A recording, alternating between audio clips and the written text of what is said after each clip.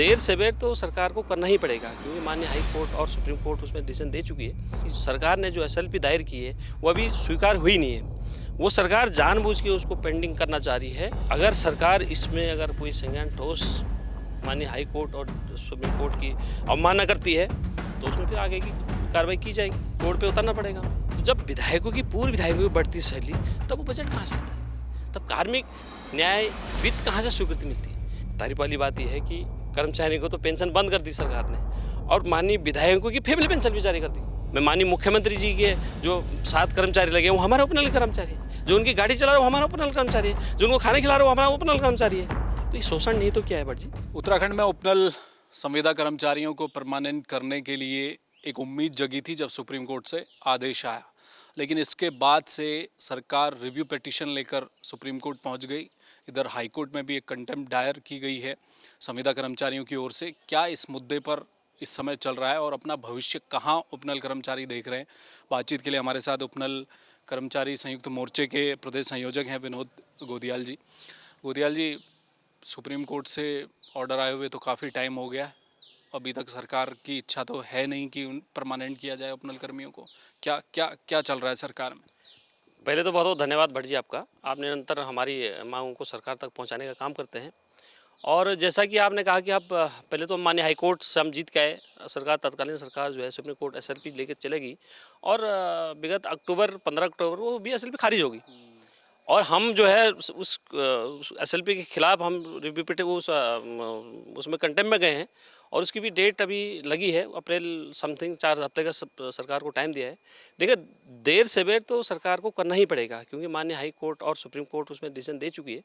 अब वो बात यह है कि बस खींचने वाली बात है। मैं आपके चैनल के माध्यम से बताना चाहूँगा कि सरकार ने जो एसएलपी दायर की है वो अभी स्वीकार हुई नहीं है। वो सरकार जानबूझ के उसको पेंडिंग करना चाह रही है ताकि हम रिव्यू पिटिशन ताकि जो है कि हम माननीय हाई कोर्ट में उसका उदाहरण दे सकें कि साहब हम तो एसएलपी में हैं। ये मतलब ये लटकाने वाली बात है और कुछ नहीं है। एटलीस्ट सरकार को करना ही पड़ेगा और सरकार के पास कोई चारा बचता नहीं है। और अगर सरकार इसमें अगर कोई संज्ञान ठोस माननीय हाई कोर्ट और सुप्रीम कोर्ट की अवमानना करती है तो उसमें फिर आगे की कार्रवाई की जाएगी, रोड पे उतरना पड़ेगा हमें। ये भी है ना कि अक्टूबर में आया फैसला सुप्रीम कोर्ट का और पिछली बार जब हाई कोर्ट का फैसला आया था उसके 5 साल बाद आपको सुप्रीम कोर्ट से न्याय मिला। अब ये वक्त और खींच रहा है, आपको क्या लग रहा है कि ये और आगे जा सकता है? देखिए भट्ट जी, मैंने आपको पहले ही कहा ना कि सरकार जो एसएलपी रिव्यू पिटिशन में गई है उसका मकसद ही वो है कि खींचने वाला, कि जब सरकार माने हाई कोर्ट ने जब डिसीजन दे दिया तो तुम अब तारीफ वाली बात यह है कि वो एसएलपी रिव्यू पिटिशन स्वीकार भी नहीं हो रहा। सरकार जबरदस्ती स्वीकार नहीं कराना चाह रही इसको। अगर वो स्वीकार होगी तो कोई नहीं, उसने खारिज होना है। तो खारिज होने के बाद फिर सरकार के पास कोई इश्यू बचता नहीं है। अभी तो सरकार माने जब कंटेम्प्ट में जा रही है तो सरकार वहाँ ये बहाना करती है कि भाई हम तो माने सुप्रीम कोर्ट में रिव्यू पिटिशन में है।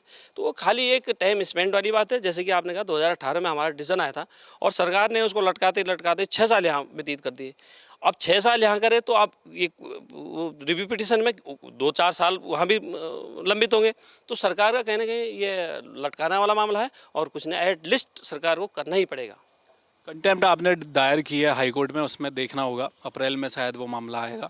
वैसे भी अगर रिव्यू डाली है तो सुप्रीम कोर्ट की तो रूलिंग है, उसको तो लागू होना चाहिए था। दूसरा सवाल ये है गोदियाल जी कि सरकार ये कहती है कि साहब हम एक तो बड़ा वित्तीय बोझ पड़ जाएगा हमें, हम उपनल कर्मचारी जो संविदा कर्मचारी है हम उनको उनके बेहतर जीवन के लिए काम कर रहे हैं, हम उनकी जो मानदेय है उसको भी बढ़ाने पर समय समय पर विचार करते रहे हैं। अभी कुछ समय पहले ही सरकार ने, आपसे चर्चा हो रही थी, बताया कि भाई मृतक आश्रितों के लिए भी क्या पैसा बढ़ाया है। ये सारी चीज़ें सरकार कर रही है, क्या स्थिति है इन सब चीज़ों? देखिए साहब, मृतक आश्रित वाली जो मैं धन्यवाद कहूँगा माननीय गणेश जोशी जी का, सैनिक कल्याण मंत्री जी का, कि जो आर्थिक सहायता जो हमारी कैजुअलिटी हो जाती थी उसके क्रिमिशन के लिए एक उपनल ने एक व्यवस्था बनाई थी। तो पहले वो पूर्व में 15,000 रुपये की थी और फिर हमने माननीय मंत्री जी से उसे रिक्वेस्ट करके हमने तो 5 लाख का रखा था कि 5 लाख जो कार्य के दौरान किसी की डेथ हो जाती तो उसको 5 लाख रुपये रखा जाए, पर माननीय मंत्री जी ने उसको 1 लाख कराया। और मैं कल जो उपनल का राइजिंग डे था उसमें माननीय मंत्री जी ने एक घोषणा की थी, वो 1 लाख को बढ़ाकर 50,000 रुपये कर देगी। बात वो नहीं है कि सरकार नहीं कर रही है।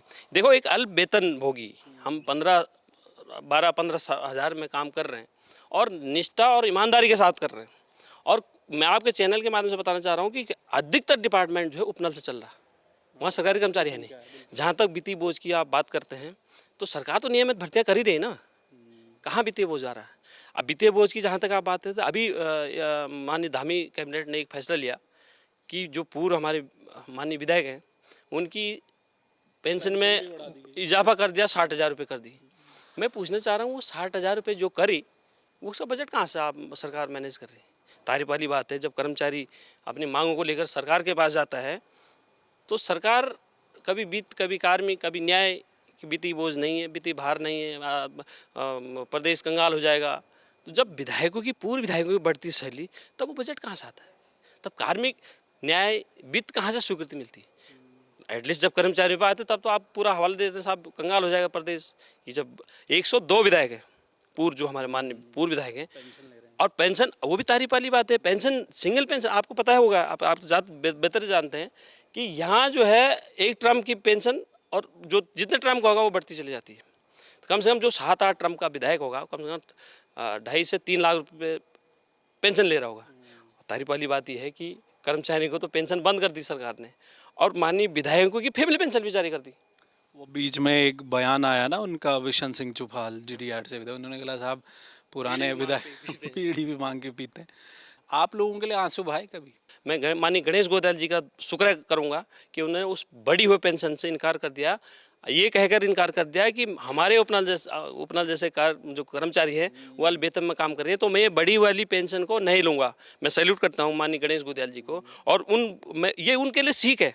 जो माननीय पूर्व विधायक हैं, 102 हमारे पूर्व विधायक हैं, जो 3-3, 4-4, 8-8, यहाँ तो 8-8 ट्रम्प के भी विधायक है ना, वो 8-8 ट्रम्प की जो पेंशन ले रहे हैं, उनको भी चाहिए था कि एक 1 ट्रम्प, अगर उनको इस प्रदेश के हम जैसे बच्चों की फिक्र होती तो उनको, जैसे माननीय गणेश गोयल जी ने विल पावर से के आगे मैं पेंशन नहीं लूँगा, माननीय विधानसभा अध्यक्ष को लिख कर दे दिया, वैसे और लोगों को भी करना चाहिए। और हम तो कर्मचारी हैं, हम तो 15,000 रुपये, मैं बता नहीं, 15,000 रुपये हम नौकरी कर रहे हैं, सरकारी सेवाओं में कर रहे हैं, और ऐसे डिपार्टमेंट में हमारा पूरा डिपार्टमेंट उपनल है कि जो खाली और खाली उपनल से चल रहा है। ऐसे जैसे दून हॉस्पिटल की बात लीजिए आप, 750 कर्मचारी हैं और पूरा उपनल देख रहा है उसको। मैं एक विभाग की ना, मैं UPCL की बात करूं, मैं एजुकेशन की बात करूं, मैं अपने राज्य समिति की बात करूं, मैं माननीय मुख्यमंत्री जी के जो 7 कर्मचारी लगे वो हमारा उपनल कर्मचारी है, जो उनकी गाड़ी चला रहा है वो हमारा उपनल कर्मचारी है, जो उनको खाना खिला रहा है वो हमारा उपनल कर्मचारी है। तो ये शोषण नहीं तो क्या है भट्ट जी? तो उन लोगों ने मुख्यमंत्री से बात की? माननीय मुख्यमंत्री जी से पूरा बात, माननीय मुख्यमंत्री जी को सब पता है। क्या माननीय मुख्यमंत्री जी जब विधायक हुआ करते थे, वो हमारी मांगों को लेकर तत्कालीन चीफ सेक्रेटरी के पास जाते कि वाकई में इनका शोषण हो रहा है, जो हमारे आज मान थे वो बिल्कुल गए थे। अरे आपको पता ही नहीं, हमने तो पोस्टर भी बनाया था उसका, जो तत्कालीन ओम प्रकाश साहब थे हमारे मुख्य सचिव, उनके साथ बकायदा हमने उसका पोस्टर भी बनाया था, उसका पोस्टर भी बनाया था हमने कि जब उसे न्यूज़ भी आई थी, जब माननीय धामी जी ने कहा था कि नहीं यार इनका शोषण हो रहा है, इनका वेतन बढ़ना चाहिए, इनको एक नियमित पॉलिसी के तहत लाना चाहिए। आज तो साहब आप मुखिया हैं, आप तो आपके पास डिसीजन पावर है, और आपको पूरा उपनल का सारा मैटर आपको पता है। माननीय गणेश जोशी जी की बात करूँ मैं, वो जब विपक्ष में हुआ करते थे हमारी मांगों कर माननीय हरीश रावत जी के साथ वार्ता कराते थे, आता 1-1 बजे तक बैठे रहते थे हमारे साथ। क्या उनको उपनल का पता नहीं है क्या कि तो कितना शोषण, कितना वो हो रहा है, दमन हो रहा है? आप ये बताइए गोदियाल जी, चुनाव तो 2027 में है, और इस तरह की मांगों के लिए कहा जाता है कि राज्य में कर्मचारी संगठन तमाम लोग अपनी मांगें तब मनवा भी लेते हैं, एक माहौल भी बनता है इलेक्शन के इर्द गिर्द। तो क्या ये 27 तक जाने वाला है, तब भी होगा, नहीं होगा, या फिर आपको कोर्ट से ही अब उम्मीद है? देखिए साहब, ये लटकाने वाली बात है। मैंने बोला नहीं, देर से तो करना ही पड़ेगा, इसके अलावा कोई चारा नहीं है सरकार के पास कि वो, अब कोई बहानाबाजी नहीं है कि नहीं करेंगे। पर दिक्कत ये है कि अगर सरकार 2027 से पहले करती है तो हमारे कतिपय ऐसे कर्मचारी हैं कि जो 2-3 साल से रिटायरमेंट हो जाएंगे, उनको तो उसका फ़ायदा मिलेगा नहीं। तो मैं सरकार से, वही तो मैं कह रहा था कि जब आपने देर से लागू करना है तो बेचारे उन कर्मचारियों को भी लाभ मिले ना उसका, जो अपने 15-20 सालों से सेवाएं दे रहे हैं। अब उसका लाभ जब वो रिटायरमेंट हो जाए उसको तो कुछ नहीं, बेनिफिट नहीं होना। तो इसलिए मैं सरकार से अभी भी मेरे को उम्मीद है माननीय धाकर धामी जी हमारे जो प्रदेश में अच्छे डिसीजन ले रहे हैं, अच्छे डिसीजन मेकर हैं, और उनकी कैबिनेट बढ़िया डिसीजन ले रही, सिवाय कि पूर्व विधायकों की पेंशन बढ़ाने के अलावा। मेरा कोई द्वेष नहीं है पूर्व विधायकों से, पर ये मतलब एक कर्मचारियों की हमारा पार्ट काट के तुमने उनको दिया है। आप जो उनको, ठीक है पूर्व विधायक है, सम्मानित हैं, हम उनका आदर करते हैं, उनका भी होना चाहिए, पर एक लिमिट होनी चाहिए ना। ठीक है आपने उनका पेंशन बढ़ा दी तो एक टर्म कर दो ना, जैसे पंजाब गवर्नमेंट ने किया कि चाहे वो 10 बार का विधायक हो चाहे वो 5 बार का हो, उसकी पेंशन एक टर्म की होनी चाहिए। फिर वित्तीय बोझ का हवाला वो वित्तीय बोझ का, वही मैं कह रहा हूँ ना। अब एक तरफ भाई साहब मैं आपके चैनल के माध्यम से बताना चाह रहा हूँ, सरकार कहती है वित्तीय बोझ, वित्तीय भार। मैं सरकार से पूछना चाह रहा हूँ कि जब हम मैं जैसे मेरे कर्मचारी, मेरे को 16 साल 17 साल यहाँ पे हो गए, अगर मेरे सापेक्ष कोई नियमित कर्मचारी रहता मेरे पद पे तो 45,000 रुपये सैलरी लेता, और 45 इंटू 18 तो मैंने गवर्नमेंट, और मैं ले रहा हूँ 15,000 रुपये, मैंने गवर्नमेंट कितने वित्तीय भार बचाए, ये भी तो कैलकुलेटर होना चाहिए ना। और बड़ी ईमानदार और निष्ठा के साथ हमारे कर्मचारी काम कर रहे हैं।